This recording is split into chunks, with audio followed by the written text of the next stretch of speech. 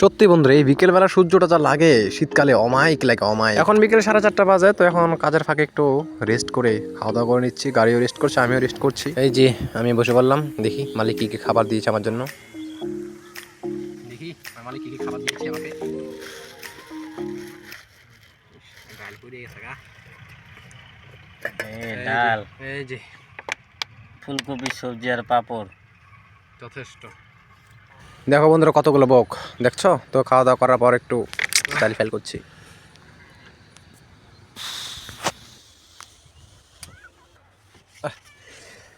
ওই দেখো কত সুন্দর দৃশ্য। ওয়াও, না আমি কাজ করি, দৃশ্য দেখলে হবে না। এই যে লটারি ঘোরা শুরু হয়ে গেছে। এটা 2 নম্বর গিয়ার দিলাম, আর এটা চলো টাটা, দেখা হচ্ছে পরের ভিডিওতে বন্ধুরা।